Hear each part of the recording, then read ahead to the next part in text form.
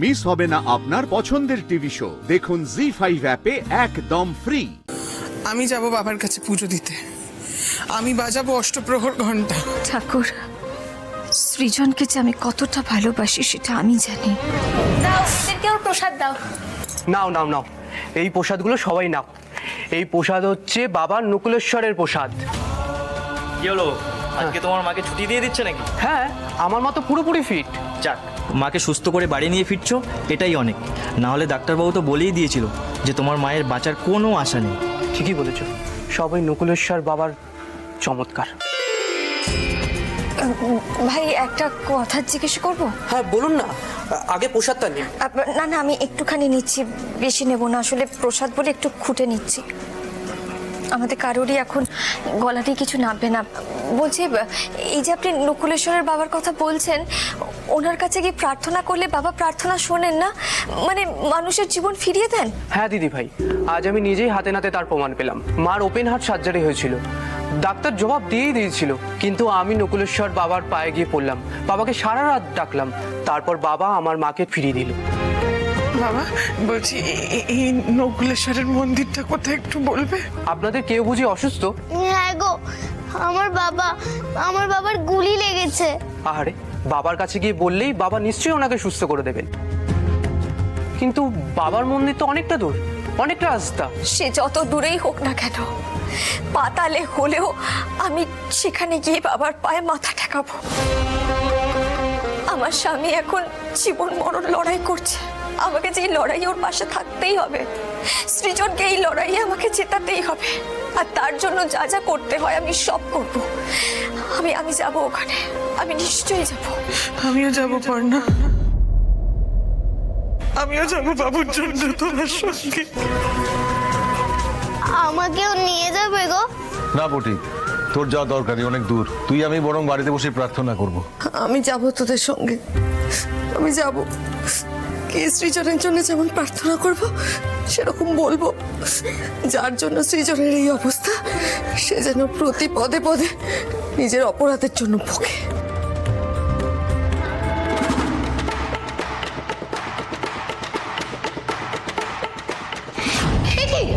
আমার খাবারটা নিয়ে নিলে কেন? খাবার ফেরত দাও। আমার খিদে পেয়েছে, আমার খাবার ফেরত দাও। খিদে পেয়েছে? বেশ তো, জল দে ওকে, জল দে। জল খাও, নে জল খা। জল খা, খা জল খা। জল খাবো না আমি।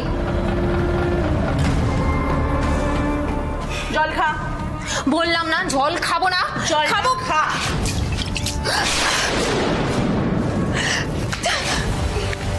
বড্ড ঘুমোর না তোর? হ্যাঁ, তোর ঘুমোর না, ভেঙেই দেবো। ছাড়ো। এই, খুব রাগ না তোর? খুব রাগ? হ্যাঁ, তেজ দেখাচ্ছিস? তেজ তেজ আমি ভেঙে দেবো। চল।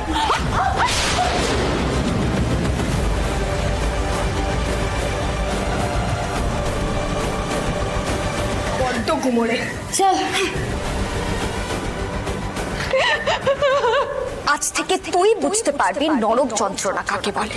গারদের পেছনে তুই তিলে তিলে যন্ত্রণা পাবি, আর একটা একটা করে অপরাধের কথা তোর মনে পড়বে।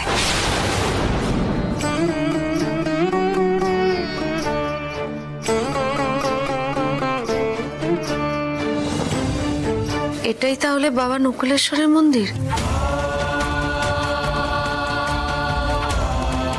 জায়গাটা কিরম অদ্ভুত মায়াবী, তাই না রে? দেখ, আমারও কেমন এখানে এসে মন বলছে এখানে ভালো মনের বাবাকে ডাকলে বাবা ঠিক আমাদের কথা শুনবেন। উনি বোধহয় ঠাকুরমশাই। ঠাকুরমশাই, বলো মা। ঠাকুরমশাই, আমার স্বামী হাসপাতালে ভর্তি, মৃত্যুর সাথে পাঞ্জা লড়ছে। তাই আমরা বাবার কাছে এসেছি প্রার্থনা করতে, উনি যেন আমার স্বামীকে সুস্থ করে আমাদের কাছে ফিরিয়ে দেন। কোথা থেকে এসেছে তোমরা? অনেক দূর থেকে এসেছি ঠাকুরমশাই, শুধু বাবার পায়ে একটু পুজো দেবো বলে। হ্যাঁ, হাসপাতালে একজনের মুখ থেকে শুনেই আমরা এখানে এসেছি। আপনি শুধু বলুন পুজোর জন্য কি কি লাগবে। শুধু তো পুজো দিলেই হবে না মা। কেন ঠাকুরমশাই? পুজো তো সবাই দেয়, কিন্তু সবার কথা তো বাবা শুনতে পান না।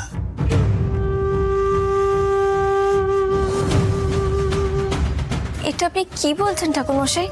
বাবা শুনতে পান না মানে এটা কেমন কথা? এটা আবার হয় নাকি? উনি তো অন্তর্যামী, উনি তো সবই জানেন। মাগো, রোজ কত লক্ষ লক্ষ মানুষ বাবাকে ডাকছে বলো তো।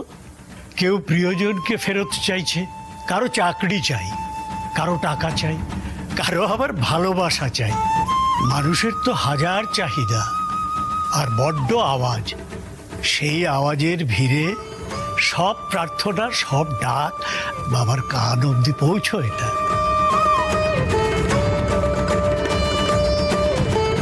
তাহলে কি হবে ঠাকুর মশাই? আমাদের ডাক কি বাবা অবধি পৌঁছবে না? আমরা যে অনেক আশা নিয়ে এসেছি। ঠাকুরমশাই, আপনি কিছু একটা আমাদের উপায় বলে দিন। আমরা যে নকুলেশ্বর বাবার ভরসাতে এত দূর এসেছি, যে করেই হোক আমার স্বামীকে বাঁচাতেই হবে। উপায় একটা আছে, যদি ডাকার মতো ডাকতে পারো আর সেই ডাক যদি বাবার কান অবধি পৌঁছে যায়, তাহলে বাবা নিশ্চয়ই তোমার স্বামীকে ফিরিয়ে দেবে। কি করলে শুনতে পাবেন বাবা, বলে দিন ঠাকুর মশাই। কি করলে বাবার কান অবধি আমাদের প্রার্থনা পৌঁছাতে পারবো? ওই যে ঘন্টা,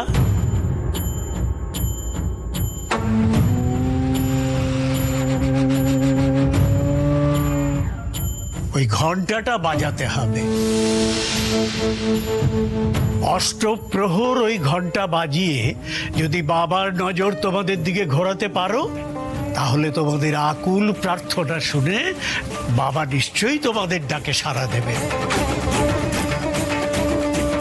তবে হ্যাঁ, ঘন্টার আওয়াজ কিন্তু এক মুহূর্তের জন্যও থামালে চলবে না।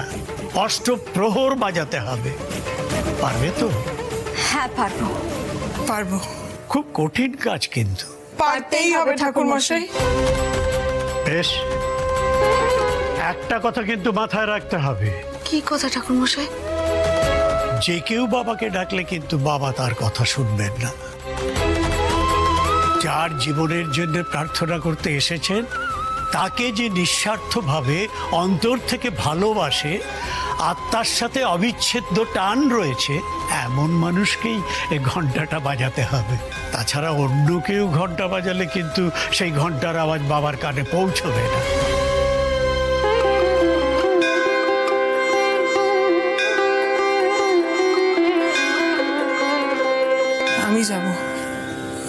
আমি যাব বাবার কাছে পুজো দিতে। আমি বাজাবো অষ্টপ্রহর ঘন্টা। ঠাকুর মশাই, আমার ছেলে খুব অসুস্থ।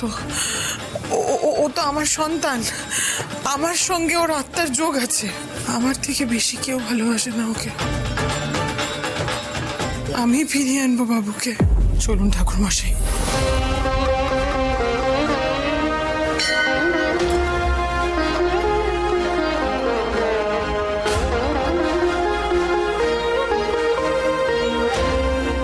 ঠাকুর, সৃজনকে যে আমি কতটা ভালোবাসি সেটা আমি জানি, কিন্তু সত্যি তো মায়ের সাথে সন্তানের যে সম্পর্ক, সন্তানের প্রতি মায়ের যে টান, তার সাথে তো কোনো কিছুরই কোনো তুলনা হয় না।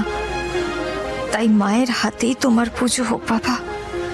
তুমি শুধু আমার সৃজনকে ফিরিয়ে দাও, আমি আর কিচ্ছু চাই না, কিচ্ছু না। জি5 ডাউনলোড করুন আর সব এপিসোড দেখুন একদম ফ্রি।